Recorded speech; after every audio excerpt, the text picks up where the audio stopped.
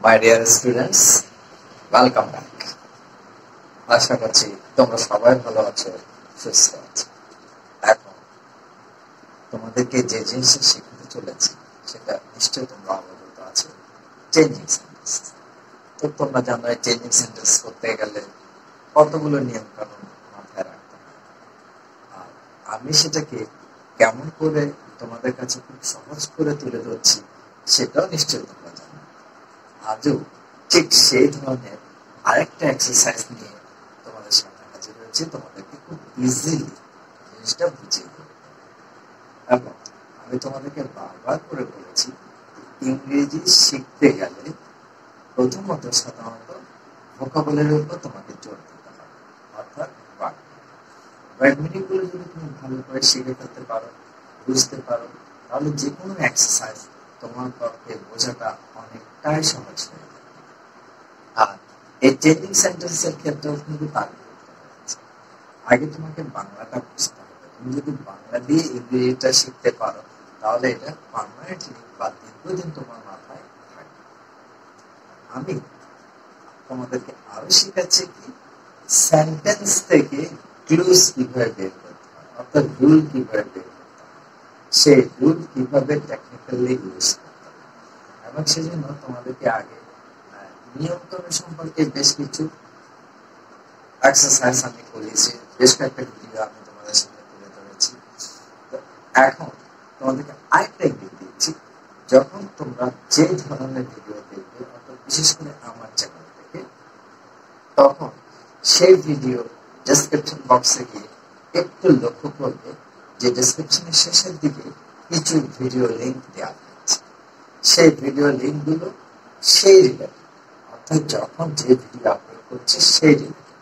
Suppose তুমি মনে করো এখন আমি চেঞ্জিং সেন্টেন্স আপলোড করতে যাচ্ছি, এই চেঞ্জিং সেন্টেন্সের উপর ডিপেন্ড করে আরো কিছু ভিডিও লিঙ্ক তোমার ডেসক্রিপশন বক্সে দেওয়া থাকবে।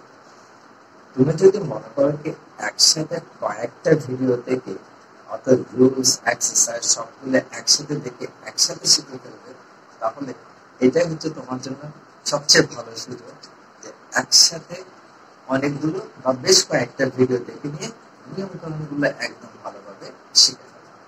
কিন্তু কথা হচ্ছে কি তুমি যদি আমার কাছ থেকে নিয়ম কানুন গুলো ভালোভাবে বুঝে, ওকে, তাহলে চলো দেখছি বা তোমাদেরকে দেখিয়ে দিচ্ছি, বুঝিয়ে দিচ্ছি কিভাবে চেঞ্জিং সেন্টেন্স অ্যাক্সেস থেকে ক্লোজ বের করে সেগুলো করতে হবে বা সলভ করতে হবে।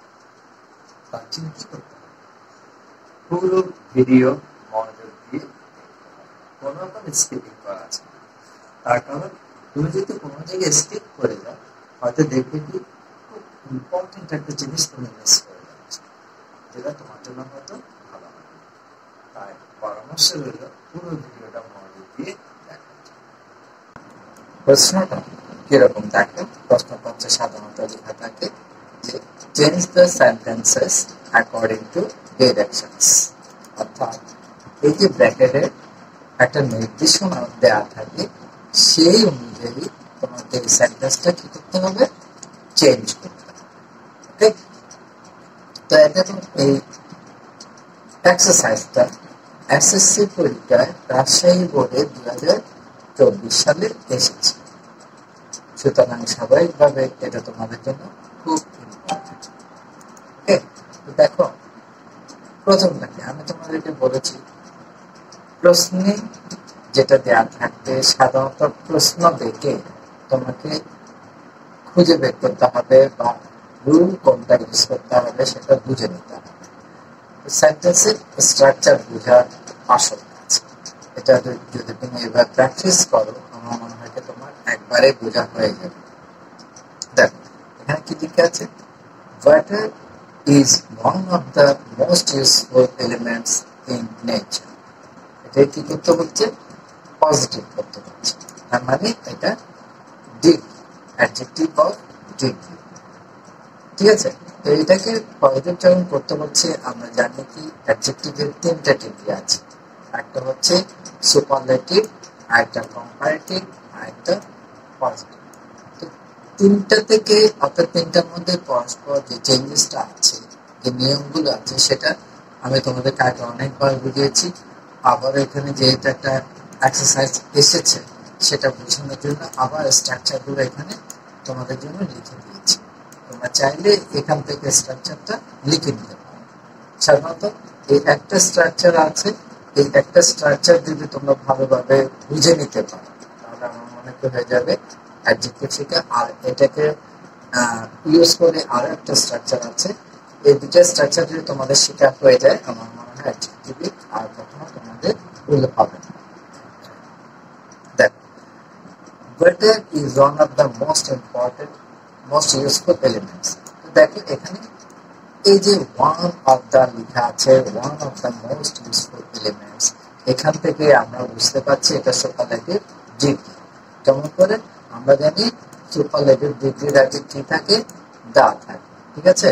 তো এখানে এই দা থেকে বুঝতে পারছি এটা সুপারলেটিভ ডিগ্রি আছে। অ্যাডজেক্টিভের পূর্বে যেহেতু দা আছে সেটা বুঝেই নিলাম সুপারলেটিভ ডিগ্রি। এটাই কি করতে হবে? পজিটিভ ডিগ্রিতে রূপান্তর করতে হবে।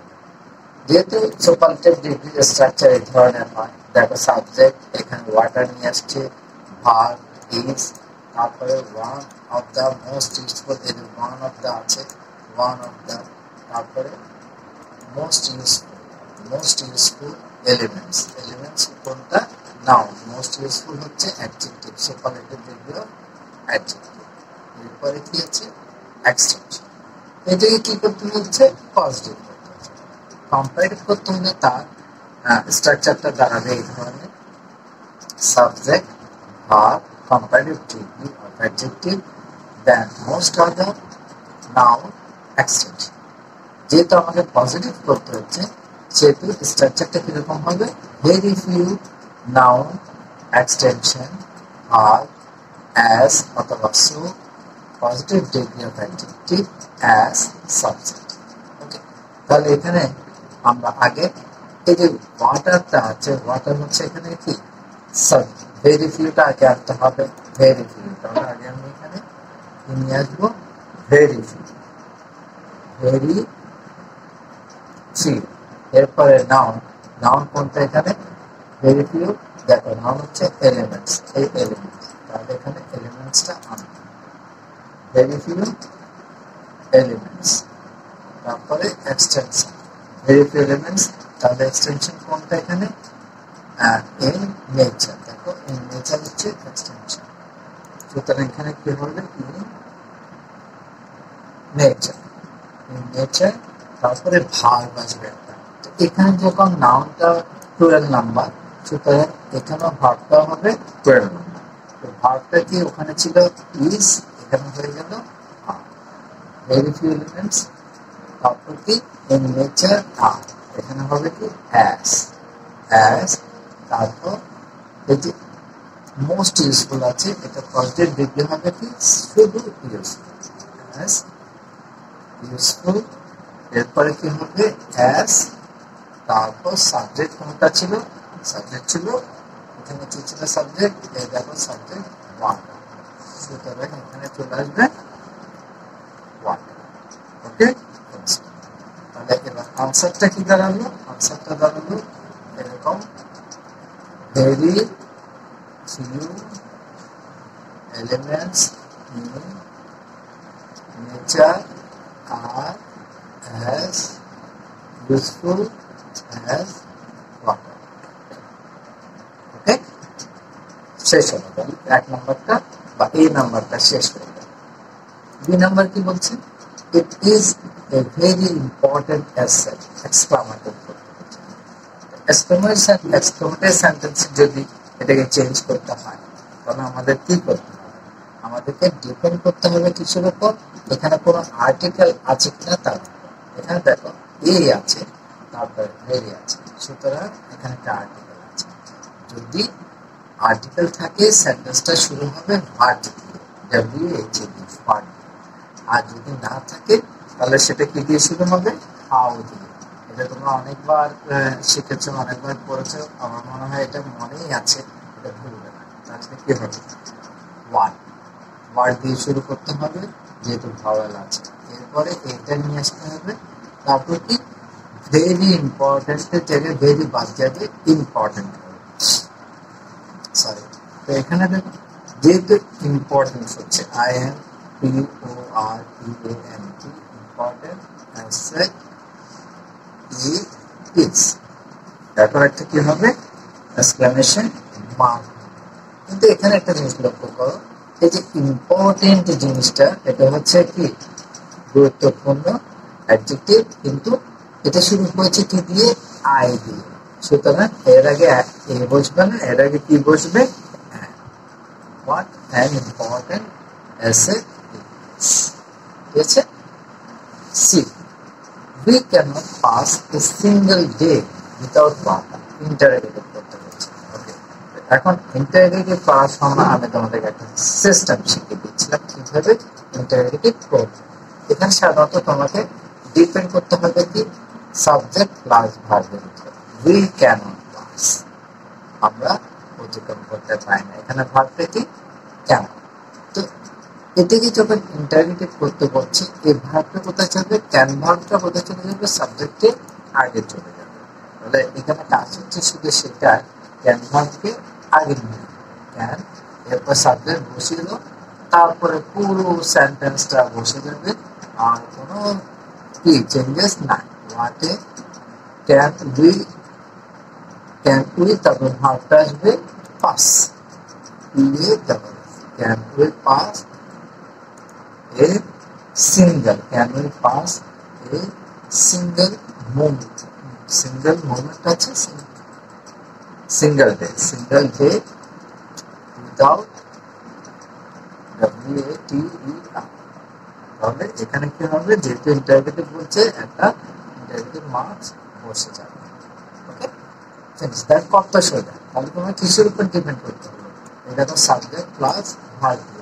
তোমরা চাইলে এইভাবে আন্ডারলাইন করলেও সেটা করতে পারো, আন্ডারলাইন করে তোমাদের বুঝার সুবিধার জন্য আন্ডারলাইন করতে পারো যে কোন জায়গায় তোমাকে মনোযোগ দিতে হবে। এরপরে কি, its main source is the rain that creates streams, lakes and river. Compound করতে হচ্ছে, তাহলে এটাকে কি করতে হবে, কম্পাউন্ড। তো কম্পাউন্ড করতে হলে এখানে তোমাকে কোন দিকে নজর দিতে হবে, দেখো its main source is the rain, তারপরে কি that creates, এই যে that শব্দটা আছে এটা কি, এটা হচ্ছে রিলেটিভ প্রনাউন, এটাকে রিলেট করা হয়েছে, এই দুটো সেন্টেন্সকে রিলেট করা হয়েছে। তাহলে এটা কি হবে, its main source is the rain creates streams, lake and river। তাহলে এখানে দুটো সেন্টেন্সকে কি দিয়ে রিলেট করেছে, দ্যাট দিয়ে। তো তুমি কম্পাউন্ড করার সময় ঠিক দ্যাটের জায়গার মধ্যে একটা ব্রেক করবে কি দিয়ে, একটা কনজাংশন দিয়ে। সে কনজাংশনটা কি হবে, দেখো its main source is the rain। এখন দ্যাটের জায়গায় কি আসবে, and। এখন সাবজেক্টটা আবার নিয়ে আসি, rain creates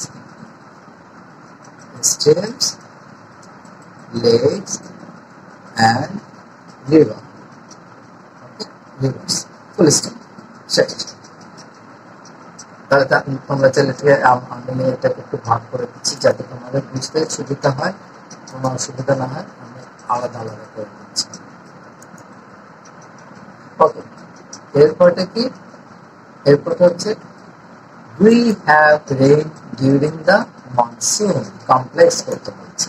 তাহলে এখানে দেখো during the monsoon আছে, we have rain during the monsoon, complex করতে হচ্ছে। তো কমপ্লেক্স করতে হলে তোমার কি করতে হবে, একটা রিলেটিভ প্রনাউন ইউজ করলে এখানে সবচেয়ে বেটার, সেটা হচ্ছে এইভাবে, when it is monsoon, or when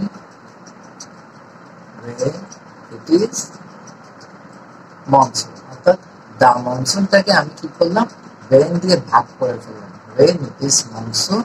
তারপরে কি করতে হবে, একটা কমা আনতে হবে, রিলেটিভ।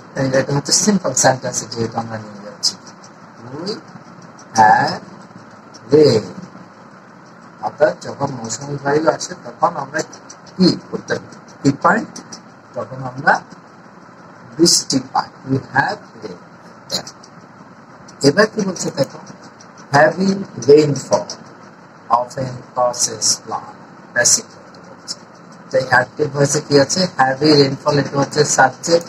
দেখো আমরা জানি অ্যাক্টিভ ভয়েসের স্ট্রাকচারটা কিরকম হয়, অ্যাক্টিভ ভয়েসের স্ট্রাকচার হয় সাবজেক্ট, ভার্ব, অবজেক্ট, এক্সটেনশন। তো এই দেখো heavy rainfall subject, often causes verb, flood হচ্ছে অবজেক্ট। এটা হচ্ছে অ্যাক্টিভ ভয়েস। এটাকে যখন প্যাসিভ ভয়েসে নেবে তখন সেটা কিরকম দাঁড়াবে, এই ফ্লাডসটা কোথায় চলে আসবে, সাবজেক্টের জায়গায় চলে আসবে। তাহলে ফ্লাডসটা এখানে সাবজেক্টের জায়গায় নিয়ে আসে, ফ্লাড। এবার একটা অক্সিলিয়ারি ভার্ব বসবে। অক্সিলিয়ারি ভার্ব কি বলছে, এখানে এম ইজ থেকে যে কোনো একটা ভার্ব বলবে, তার কারণ এখানে কসেস দিয়ে বোঝানো হচ্ছে এটা প্রেজেন্ট ইনডেফিনিট টেন্স। তাহলে যেহেতু flood third person singular number, সেটা এখানে কি বসবে, ইজ বলবে। তাহলে flood is often caused, C-A-U-S-E-D, often caused কি হবে, by আসবে, by, এরপরে কি হবে, ওই সাবজেক্টটাকে, এই যে হ্যাভি রেইনফলটাকে এখানে নিয়ে আসতে হবে, নিয়ে আসি হ্যাভি রেইনফল। তাহলে আনসারটা কি দাঁড়ালো, আনসারটা দাঁড়ালো flood is often caused by heavy rain. Okay, finished হয়ে গেল। এরপরে কি, এরপর হচ্ছে জি। জিটা কি দেখো, ক্রপস আর ড্যামেজড, এটাকে অ্যাক্টিভ করতে হবে, তার মানে এটা প্যাসিভ ভয়েসে আছে। প্যাসিভ ভয়েসে স্ট্রাকচার যেভাবে আমরা একটু আগে শিখেছি, সেই স্ট্রাকচারটা কিরকম হয়, অবজেক্ট যেটা পরিবর্তিত হয়ে সাবজেক্টের জায়গায় চলে আসে, তারপরে ভার্ব, তারপর প্রিন্সিপাল ভার্ব, প্রেসিডেন্ট, বাই, ইত্যাদি ইত্যাদি। এখানে তাহলে কি হচ্ছে, ক্রপস আর ড্যামেজড, এটা এখানে নিয়ে আসছি, কিন্তু এখানে তো বায়ু নিয়ে, বায়ের পরে সাবজেক্ট হবে। সুতরাং এই ক্ষেত্রে আমাদের কি করতে হবে, একটা সাবজেক্ট আনতে হবে, ভাবতে হবে যে ক্রপ যে ড্যামেজড হয় সেটা কার দ্বারা হয়। সাধারণত আমরা এখানে পিপল এবং বা উইল ব্যবহার করে থাকি, কিন্তু মানুষের তো এটা নষ্ট করে না, সেটা কে করে, ওই যে হ্যাভি রেইনফল। তাহলে এখানে তুমি মনে মনে ধরে নাও এটা বাই হ্যাভি রেইনফল আছে, HEAVY, হ্যাভি রেইনফল আছে এখানে, মনে মনে ধরে নাও। তো হ্যাভি রেইনফলটা এখানে সাবজেক্ট হিসেবে নিয়ে আসবে, হ্যাভি রেইনফল, এরপর কি হবে, ভার্ব, হ্যাভি রেইনফল। এখন ভার্বটা কি এখানে, ড্যামেজ, ড্যামেজ কি এখন সাবজেক্টে নিয়ে আসে, যেটা অবজেক্ট হিসেবে পরিণত হয়েছে, ক্রপস। একদম কত ছোট থাকে, ওখানে আনসারটা কি দাঁড়াবে, আনসারটা বলবো heavy rainfall damage, damage CROPS, crops. এখন এজটা কি then, our winter is dry and rainless, negative করতে হচ্ছে। এখন নেগেটিভ স্ট্রাকচার কিরকম মনে করো, তাহলে আওয়ার উইন্টার সাবজেক্টটা আগে নিয়ে আসি, আওয়ার উইন্টার। এখন নেগেটিভ করতে হলে কি করতে হবে, ভার্বের পর, অক্সিলারি ভার্বের পর একটা নট আনতে হবে, আওয়ার উইন্টার ইজ নট। এখন যদি আমি ড্রাই অ্যান্ড রেইনলেস দিয়ে দিই, তাহলে এটা কি হয়ে যাবে, আমাদের শীতকালটা শুষ্ক এবং বৃষ্টিহীন থেকেই হয়ে যাচ্ছে, কেমন না। তাহলে এটা কি করতে হবে, এটাকে অপোজিট করতে হবে, অপোজিট করতে হবে, কি করতে হবে, our winter is not wet, dry এর বিপরীত শব্দ কি, ওয়েট, অ্যান্ড রেইনলেসটাকে কি করতে হবে, raining, rain. Our winter is not wet and rainy. ঠিক আছে? আর does rainless winter bring good harvest? Interactive আছে, কি করতে হবে? অ্যাসার্টিভ করতে হবে। এবার অ্যাসার্টিভের মধ্যে তুমি চিন্তা করে দেখো, এখানে দুভাগে ভাগ, আমরা অ্যাসার্টিভ সেন্টেন্সকে সাধারণত দুভাগে ভাগ করি। সেটা হচ্ছে কি, একটা অ্যাফার্মেটিভ আর একটা নেগেটিভ। তো এখানে কি, এখানে হচ্ছে ইন্টারেক্টিভ। তো এটাই কি করতে হবে? সাধারণত অ্যাফার্মেটিভ অথবা নেগেটিভ সেন্টেন্সে নিয়ে যেতে হবে। নেগেটিভ সেন্টেন্সে নিয়ে যেতে হলে কি করতে হবে? এখন রেইনলেস উইন্টারটাকে আগে নিয়ে আসতে হবে সাবজেক্টটাকে। Rainless winter bring good harvest করছে, তাহলে এটা অপোজিট করতে হবে। আর does not bring good harvest, তাহলে এটা কি হয়ে গেল? অ্যাসার্টিভ হয়ে গেল। আর যেহেতু ইন্টারগেটিভ আছে, এটা অ্যাসার্টিভ করতে হলে কি করতে হবে? হয় অ্যাফার্মেটিভ বা নেগেটিভ, যে কোনো একটা সেন্টেন্সে আনতে হবে। তো আমরা কি করলাম? এটাকে নেগেটিভে নিয়ে আসলাম। নেগেটিভে আমরা কিভাবে? Rainless winter does not bring good harvest, অর্থাৎ সাবজেক্টের পর ডাজ নট, যেহেতু subject third person singular number, সেহেতু আবার এখানে ব্রিং দিয়ে বোঝাচ্ছে প্রেজেন্ট ইনডেফিনিট টেন্স, তাই ডাজ এসছে অক্সিলারি ভার্ব হিসেবে, তারপর নেগেটিভ ভার্ব নট, তারপর মেইন ভার্ব। ওকে, এবার দেখো লাস্টটা কিরকম? We can grow more crops if we can make the best use of rain. Simple. এই যে ইফ যুক্ত সেন্টেন্সটা যদি কি হয়, এটা সাধারণত কমপ্লেক্স সেন্টেন্স। ইফ যুক্ত সেন্টেন্সটা কমপ্লেক্স সেন্টেন্স হয়। আর যে কমপ্লেক্স সেন্টেন্সে ইফ থাকবে সেখানে আমাদের কি ব্যবহার করতে হবে? রুলটা মনে আছে কিনা আমি তো জানি না, তোমাদের মনে আছে কিনা আমি মনে করে দিচ্ছি। কি করতে হবে? হয় বাই প্লাস ডিরান করতে হবে, নতুবা উইদাউট প্লাস ডিরান করতে হবে। তো এক্ষেত্রে যেহেতু we can grow more crops, আমরা কি করতে পারি? আরো ফসল ফলাতে পারি ইফ যদি we can make the best use of rain, অর্থাৎ বৃষ্টির যথাযথ বা সর্বোচ্চ ব্যবহার করতে পারি। তাহলে এখানে বাই মেকিং কি হবে? The best use of rain, অর্থাৎ বৃষ্টির সর্বোচ্চ ব্যবহার করে। এখন সিম্পল সেন্টেন্সে প্রথম অংশে কি হয়? যে অংশের সাথে তারপরে একটা কমা দিতে হবে, দিলাম। এরপর কি হবে? We can grow more crops. তাহলে এখানে কি করতে হলো? জাস্ট ইফটাকে বাদ দিতে হলো। পরবর্তী যে ভার্ব আছে ক্যান মেক, সেটা কি করেছি? বাই মেক বাই প্লাস ডিরান করেছি। By making the best use of rain we can grow more crops. Friends, দেখো তাহলে কিভাবে করতে হচ্ছে, রুলগুলোকে কিভাবে মাথায় রাখতে হয়, মনে রাখতে হয়, এবং সেন্টেন্স দেখে কিভাবে সে রুলটা ইউজ করতে হয় আমি তোমাদেরকে বারবার বুঝিয়ে দিচ্ছি। অর্থাৎ রুলগুলো তোমাদের যদি সবসময় মুখস্থ নাও থাকে, কি করবে? এভাবে এক্সারসাইজ গুলো প্র্যাকটিস করবে, তাহলে দেখবে কি একসময় সেটা অটোমেটিক্যালি শেখা হয়ে যাচ্ছে। ঠিক আছে? So thank you very much for watching the